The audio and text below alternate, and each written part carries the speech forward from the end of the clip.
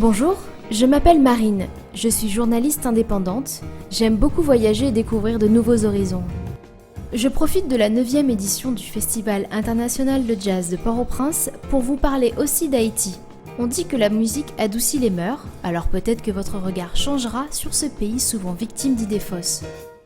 Cette 9e édition du Festival international de jazz de Port-au-Prince a commencé au sein du parc historique du musée de la canne à sucre. Cette année, le Mexique est à l'honneur avec le groupe rock'n'roll Trocker. Des troupes très variées se sont partagées les scènes entre la Focale, l'Institut français et le Caribé, comme les musiciens américains de Yellow Jackets ou le trompettiste chilien Sébastien Jordan. Les femmes étaient à l'honneur avec la présence des chanteuses canadiennes Bella Cat et Rani Lee ou encore la chanteuse américaine Maya Azucena. Le jazzman belge Igor Geno et le français Laurent De Wild ont apporté une touche européenne au festival. Enfin, l'artiste américain d'origine haïtienne Char Davoine est revenu jouer sur sa terre natale après 42 ans d'absence. En plus des concerts nocturnes, nous avons eu le privilège de visiter des lieux insolites comme le village de Montrouy et le village artistique de Noailles. Enfin, nous terminons nos journées dans les afters endiablés du festival où le son des jam sessions entre artistes locaux et étrangers résonne dans les bars.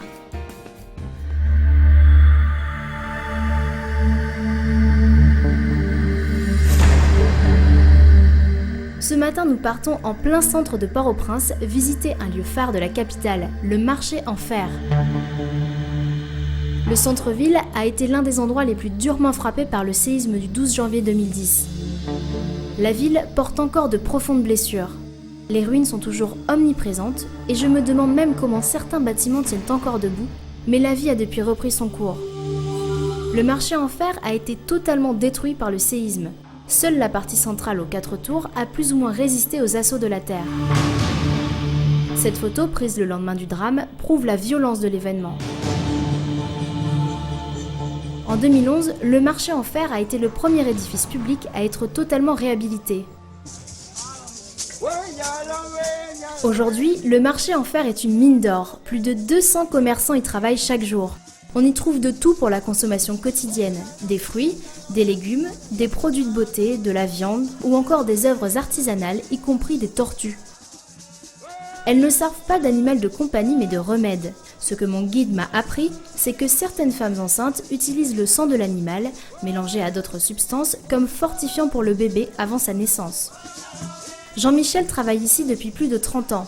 Il sculpte, il peint, et vend ses œuvres dans son petit espace qui lui est dédié dans la partie artisanale du marché. Mais son métier de commerçant est très difficile, car en plein cœur de Port-au-Prince, très peu de touristes s'arrêtent, voire jamais. On parle de sécurité aussi en Haïti. Cet endroit-là, sécurité, ce n'est pas bon. Là-haut, à Pétionville, pas de problème. Mais ici en bas, ici, c'est ça même qui fait que vous n'avez pas de touristes. Okay? Dans une autre allée, un peu plus loin, je me rends dans la partie dédiée au vaudou.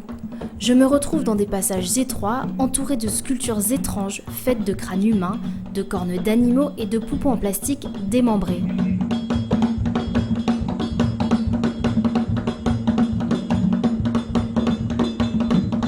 D'ailleurs, les crânes dégagent une forte odeur de plantes mélangée à je ne sais quoi d'autre, et cela donne une odeur de médicament assez dérangeante quand on voit d'où elle provient. Rassurez-vous, ces poupées placées devant la maison servent à faire fuir les mauvais esprits et protègent ainsi les habitants des lieux. Je rencontre Atis, le cousin de Jean-Michel. Lui, il marchande des objets et des ingrédients utiles dans les cultes vaudous. Des poudres, des bougies, des images pieuses, mais aussi il tisse les perles sur des toiles, des bouteilles et fabrique des pochettes de rangement ornées de symboles vaudous. Pour ceux et celles qui craignent ces pratiques parce qu'ils ne les connaissent pas, sachez que le vaudou n'est pas destiné à faire du mal comme certains hors d'Haïti ont tendance à le croire. Vaudou représente un paquet de bagailles après bon Dieu dans le pays. Parce que tout le monde connaît après bon Dieu dans celle-là c'est vaudou. Par exemple, l'homme malade, c'est quand un gant pour aller pour un traitement. C'est ça qui fait vaudou. Un paquet de bagages dans le pays. Et l'indépendance pays, nous, c'est avec vaudou. Nous te prenons l'indépendance pays, nous. C'est ça qui fait vaudou. Après, bon Dieu, c'est là, on ne peut pas valer. Il y a des gens qui parlent de vaudou, moi, on a erreur parce qu'après bon Dieu, dans celle-là, il vaudou. Et c'est tout le monde qui a un ange gardien qui marche ensemble avec lui.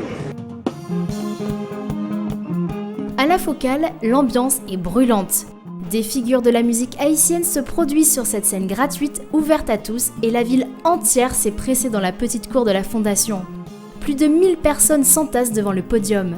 Il y a tellement de monde ce soir-là que les forces de l'ordre sont contraintes de fermer l'accès au complexe pour des raisons de sécurité. Car ce soir, entre Turgot Théodate, Gérald Quebro et le groupe Bookman Experience, le jazz sonne vaudou à 100%.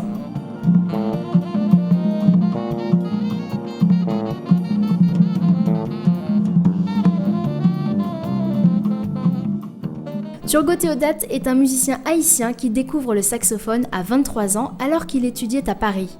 Plus tard, il a composé des musiques de films, animé des émissions radio et télé et devient même directeur de l'École nationale des arts.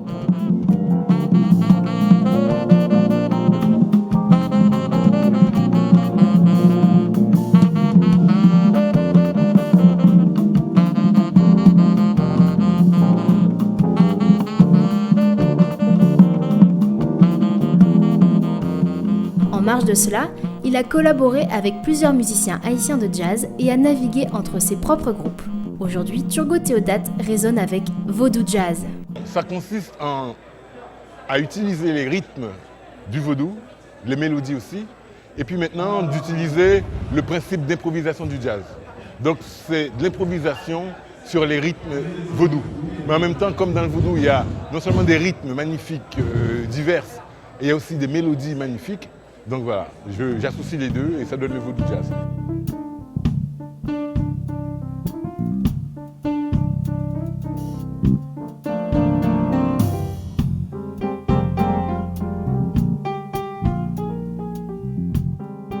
Pour les fans du groupe de compas T-Vice, Gérald Quebro ne vous est pas inconnu. L'ancien bassiste du groupe haïtien fait ses premiers pas cette année dans cette 9e édition du Festival international de jazz de Port-au-Prince. Le public l'attendait et qu'importe le style de musique qu'il joue maintenant, l'énergie et le sens du divertissement sont toujours aussi forts.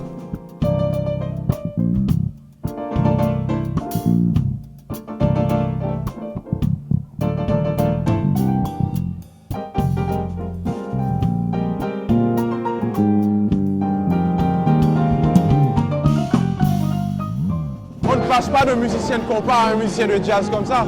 J'ai toujours été musicien de jazz. Sauf que j'ai évolué dans T-Vice a priori. Lorsque j'ai laissé T-Vice, je ne vais pas dire j'ai réanimé ma carrière de jazz. C'est juste que je l'ai mise en priorité maintenant, c'est tout. À ce moment précis de la soirée, je peux parler de feux d'artifice quand les premières notes de la musique Racine s'envolent des haut-parleurs géants. Et les tireurs ne sont autres que les légendes vivantes du groupe Bookman Experience. C'est l'une des bandes phares du mouvement Racine qui prône un retour identitaire aux racines africaines des Haïtiens.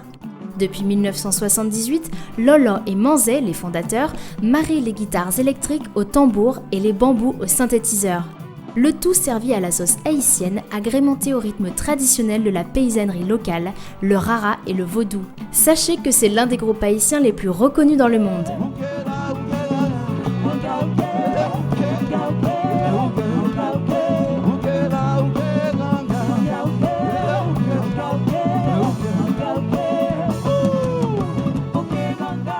Notre musique aussi, c'est une musique semi-sacrée, sacrée profane.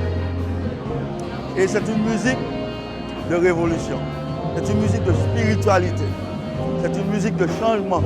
Et après 13 ans, nous avons eu dans l'indépendance. Donc, le mouvement est très important pour nous, en tant qu'unité, ce qu'il a fait, parce que nous savons tous que les Africains, ils viennent de plusieurs tribus.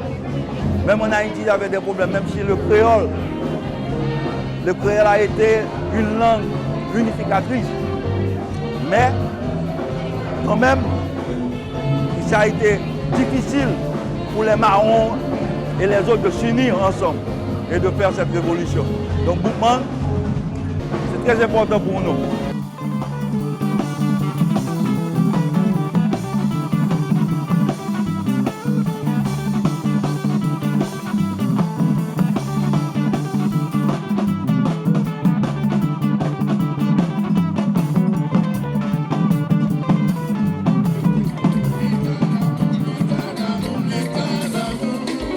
La 9e édition du Festival international de jazz de Port-au-Prince se termine avec le groupe haïtien le plus populaire de la planète, Tabou Combo.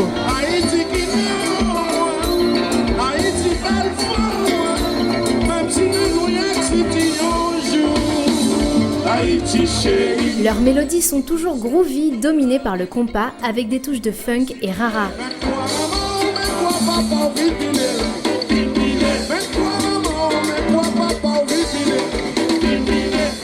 Ils savent évoluer avec leur temps en intégrant aussi de jeunes musiciens au sein de leur formation. Ce soir, l'invité c'est Joey Homicile. Ce saxophoniste canadien d'origine haïtienne puise dans ses racines et délivre ses vibrations dans son art, dans une joie communicative.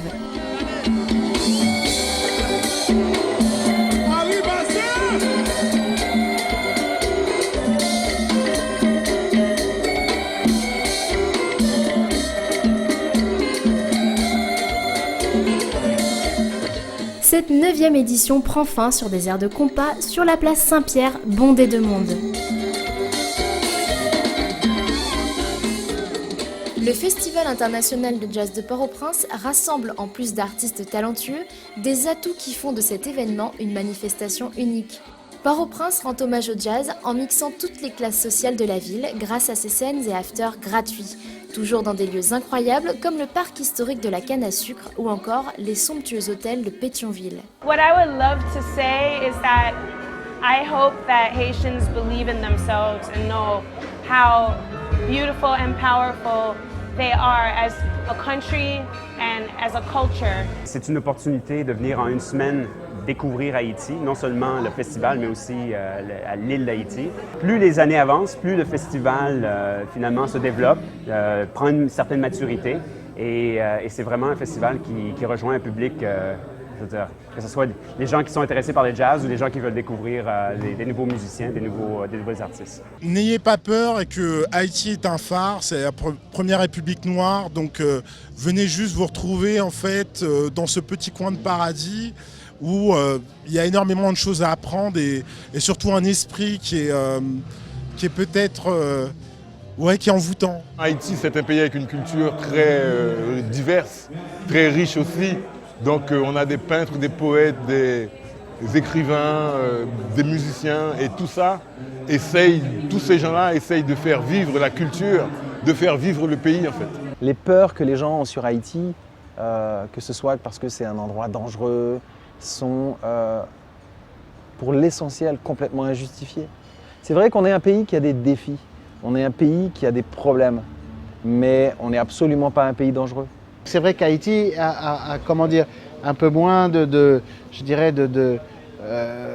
rayonnement mondial et peut-être c'est une bonne chose parce que c'est un secret bien gardé et il faut faire l'effort de venir pour le découvrir et je suis très content d'avoir eu cette chance. C'est étonnant parce que c'est un pays qui... Quand je suis partie, j'avais 15 ans. Je suis partie en pension en France. Je m'étais dit, je ne vais plus retourner en Haïti. Et quelque part, il y a toujours quelque chose qui vous rappelle Haïti parce que c'est un pays qui a un charme extraordinaire, qui vous envoûte. On te conditionne pour voir Haïti d'une façon. Donc c'est le moment ou jamais de cette rencontre-là. Martinique, Guadeloupe et le monde entier. Parce que Haïti a quelque chose à apporter et aussi à apprendre aussi. Et c'est ça qui est important. Accepter la différence, mais aussi être un. Parce que c'est l'unité qui est importante.